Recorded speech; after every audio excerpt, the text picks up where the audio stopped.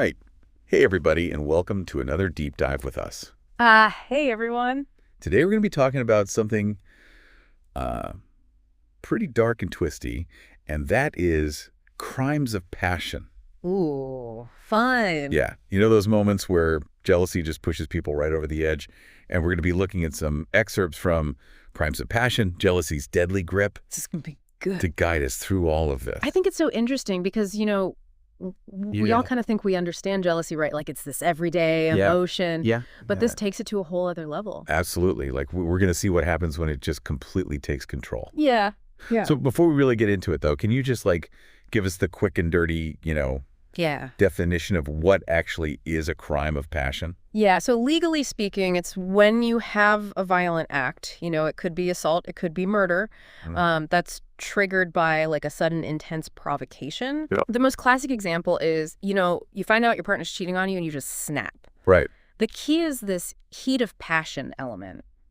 It's not something you planned out in advance. Right. It's an explosion of emotion. So, you just completely lose it. Totally. And you're not thinking. Rage, heartbreak, in this case, jealousy, it just takes over and your rational mind is gone. Okay, so we've all, felt a little jealous. When someone's flirting with your partner. Yeah. Or you don't get that promotion you wanted. Of course. But how does that, Right. turn into something that would make someone commit a crime? That's the question, isn't it? It is. Well, think about it this way. Jealousy, it's kind of like a cocktail. Okay. You've got insecurity in there, a fear of loss, some anger, a dash of possessiveness. Yeah.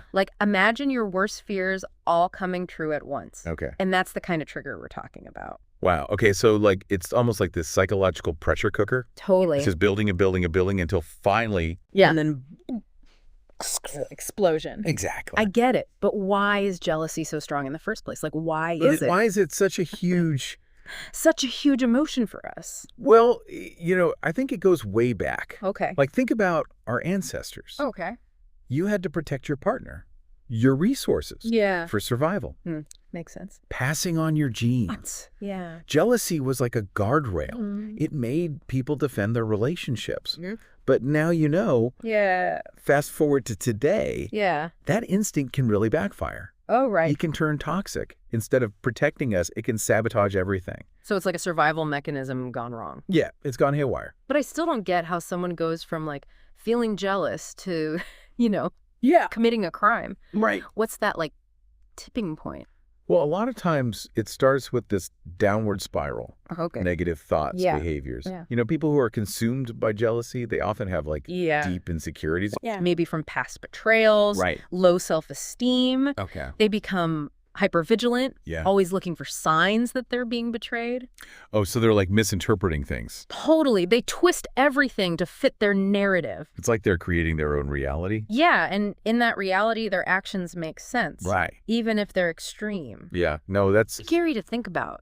It's a scary thought. Yeah. It really is. Right.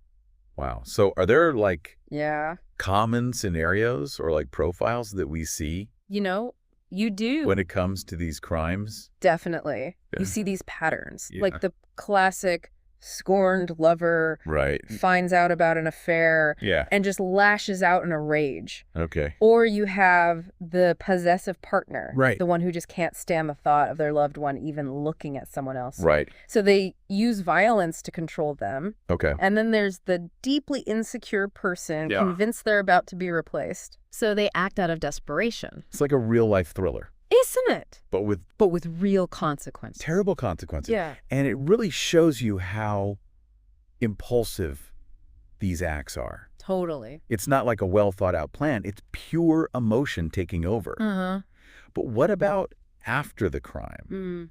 What happens legally? Oh, that's where things get interesting. Okay. See, crime of passion isn't really a formal charge, Right. but it's often used as a mitigating factor when it comes to sentencing. Oh, mitigating Well- factor. So does that mean it could lessen the punishment? Yep, exactly. Wow. The argument is the person acted without thinking. Okay. In the heat of the moment, Yeah. obviously doesn't excuse the crime, but it can sometimes mean, Right. the difference between a murder charge and a manslaughter charge. So you're saying that claiming temporary insanity because of jealousy could actually work? Well, it's not that simple. Oh, okay. The defense has to prove Okay. that the person was really provoked that the act was totally in the heat of the moment. Yeah. Courts really scrutinize these cases. Oh, yeah, for sure. They don't just take your word for it. No. Right. Wow. I can only imagine what juries go through. Oh, yeah. You know, you have this horrific crime, Mm-hmm. and then this person saying they were overwhelmed by emotion. Yeah, it's a tough call. That's a really tough decision to make. It really is. I mean, it brings up Yeah, so many ethical and legal questions. it does. And like you said, the outcomes are all over the place. Totally. It depends on the situation, Yeah, the evidence, the evidence. even just like society's attitude Uh-huh. about these types of crimes Totally. makes you wonder, like, where's the line Right. between taking responsibility for yourself Yeah. and just being completely overtaken by your emotions? Yeah, that's a good question. It's a little unsettling. Right. It is a bit unsettling. Yeah. It really is. And that's what makes this deep dive so interesting. Yeah. We're going beyond the definitions, Right. the profiles. Yeah. We're looking at those uncomfortable truths about ourselves, Right. you know, about the dark side of human nature. About the stuff we usually try to ignore. Exactly the stuff we don't want to talk about. So what are we really learning here I by digging into all these stories? Yeah. So jealousy and rage Yeah. and heartbreak. Well, I think the big takeaway Yeah. is that while most of us will never commit a crime of passion, Definitely. we all experience strong emotions Yep. that can really cloud our judgment Right. and Yeah. lead us to make bad choices. Yeah, like it's a warning Yeah. about how important it is to be self-aware, Ah, learn to control our emotions, totally. and recognize those red flags Yeah. before things get out of hand. Before it's too late. Right. Exactly. I was rereading the source material before we got started today, Oh, yeah. and something that really stuck out to me What's that? was this idea of possessiveness Hmm. as like a major factor in these crimes. Yeah, it's disturbingly common. Yeah, that feeling that your partner is like your property, Yeah. and any threat to that just triggers this violent response. It's like they think they own the person. Yeah, it makes you think about, societal norms Oh, totally. and cultural expectations around love For sure. and relationships and how they might play a role too. I mean, we're all shaped by our environment to some extent, right? Yeah. Like if you're constantly seeing messages that equate love with ownership and control, Right. it's not surprising that some people internalize those beliefs. Right. It's like a recipe for disaster. Yeah, waiting to happen. Right. Right. That's why it's so important to challenge those old ideas Totally. and promote healthy relationship, where respect Yes. and trust Mouth. and open communication are the foundation. Yeah, when those are missing, Yeah. that's when jealousy rears its ugly head. And as we've seen, Yeah. the consequences can be absolutely devastating. Yeah.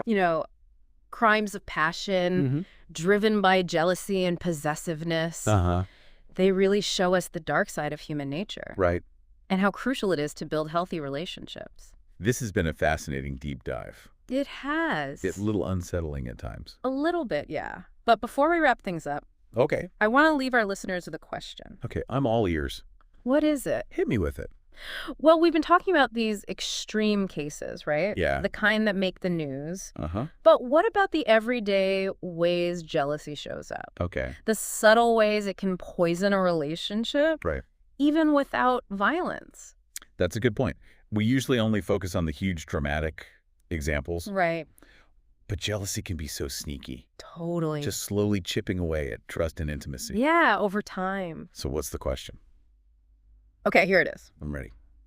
How can we as individuals and as a society Okay. better understand and manage those everyday feelings of jealousy before they turn into something destructive? It's like a call to be more emotionally intelligent. Totally. Right. Yeah. Learn to recognize the warning signs Uh-huh. in ourselves and in our relationships Yes. before things get out of control. Yes. And create a culture where we can talk openly about these tough emotions. Well, that's a good point, because it is tough to talk about. It is. But we got to do it right, We do. because let's be real. Yeah. We're all susceptible to jealousy. It's part of being human, Yeah. but by understanding it, Uh-huh. it triggers the Huh. consequences. Mm. We can hopefully learn to manage it Okay. and build healthier, happier relationships. Well said. This deep dive has given us a lot to think about. It really has. And it's a huge reminder that even the simplest emotions can have these hidden depths. Definitely. So to our listeners, Yeah. as you go about your day, Uh-huh. keep this conversation in mind. Yeah. Pay attention to those pangs of jealousy. Try to understand where they're coming from Exact. and talk openly with your loved ones. Yeah, communication is key. And remember, there are tons of resources out there if you're struggling. Absolutely. Don't be afraid to reach out for help. Yeah. Sometimes admitting you need support Yeah. is the bravest thing you can do. It really is. So on that note, Yeah. we're going to wrap up this deep dive into the dark side of jealousy. It's been a journey. You see some recurring patterns, definitely.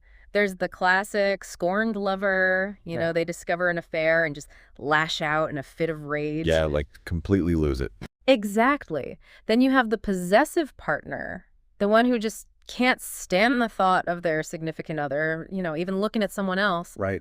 And they use violence to try and maintain control. Oh, wow.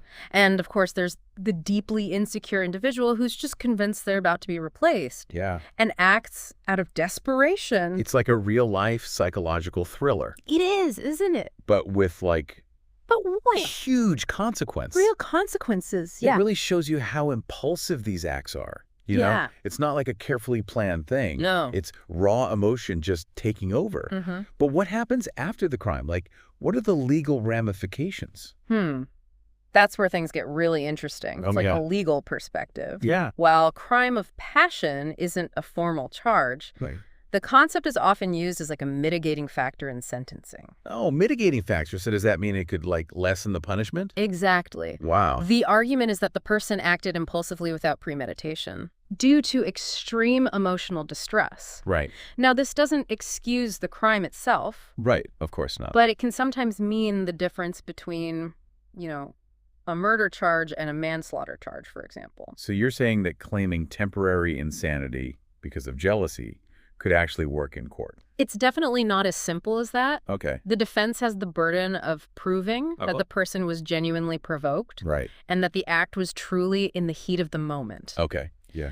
Courts are very careful when they scrutinize these cases. Yeah. They don't just take your word for it. I can only imagine what juries must go through. Oh, it's tough. You have this horrific crime on one hand, Uh-huh. but on the other hand, you have this person Right. saying they were driven to it by just overwhelming emotion. Yeah.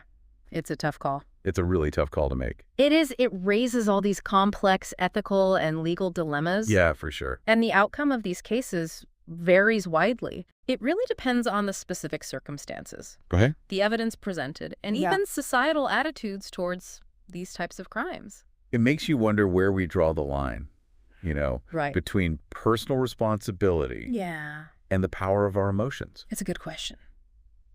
It's a little unsettling to think about. It is. And Yeah. that's what makes this deep dive go beyond just, legal definitions or psychological profiles. Right. It forces us to look at these uncomfortable truths about ourselves, Yeah. about the darker aspects of human nature that we often try to ignore. Stuff we don't want to talk about. Exactly. So what are we really learning by delving into these stories, Hmm. of jealousy, rage, heartbreak? I think the most important takeaway Yeah. is this. While most of us will never commit a crime of passion, Right. Hopefully. we all experience strong emotions that can cloud our judgment Yeah. and lead us to make bad choices. So it's like a cautionary tale, It is. about the importance of being self-aware, learning to regulate our emotions, Totally. and recognizing those red flags Yes. before things spiral out of control. Before it's too late. Exactly. I was rereading the source material before we started recording, Oh, yeah. and something that really stood out to me was this idea of possessiveness as a key factor in jealousy-fueled crimes. It's a disturbingly common thread. Yeah, that feeling that your partner is your property Yeah. and any perceived threat to that ownership Right. just triggers a violent response. It's like they think they own the person.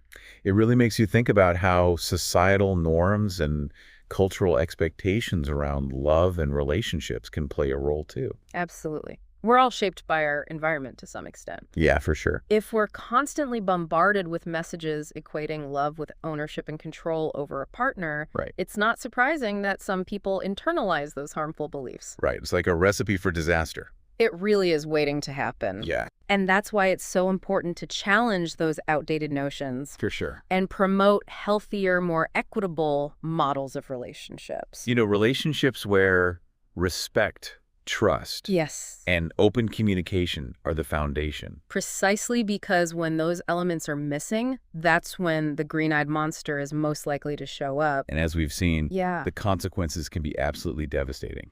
Indeed, crimes of passion fueled by jealousy and possessiveness Yeah. are a stark reminder of the dark side of human nature Right. and the critical importance of fostering healthy relationships. This has been a truly fascinating, if somewhat unsettling, deep dive. I agree, but before we wrap up, I'd like to leave our listeners with a thought-provoking question. All right, lay it on us. What's the big question we should all be thinking about?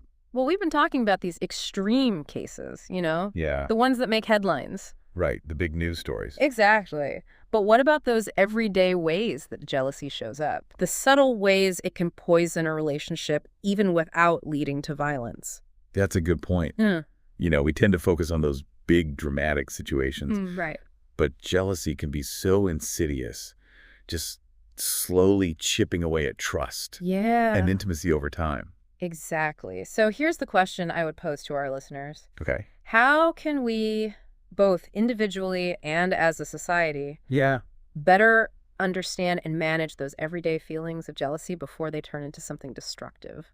It's like you said before, a call to be more emotionally intelligent, Totally. right? To be able to recognize those warning signs in ourselves and in our relationship Exactly. before things escalate. And to foster a culture where, open communication about these difficult emotions is encouraged. Right, because it's not easy to talk about this stuff. It's not. But we have to do it right. We do because, let's face it, we're all susceptible to the green-eyed monster to some extent. Yeah, that's part of being human. It is. Hmm. But by understanding its roots, it triggers the potential consequences. Yeah. We can hopefully learn to manage that inner beast Right. and build healthier, more fulfilling relationships. Well said. This deep dive has given us a lot to think about. It has. It really has. It's a powerful reminder that even the simplest emotions can have hidden depths and complexities. Absolutely. So to our listeners, as you go about your day, keep this conversation in mind. Pay attention to those pangs of jealousy. Try to understand where they're coming from Yeah. and communicate openly with your loved ones. And remember, there are plenty of resources available if you're struggling with these emotions.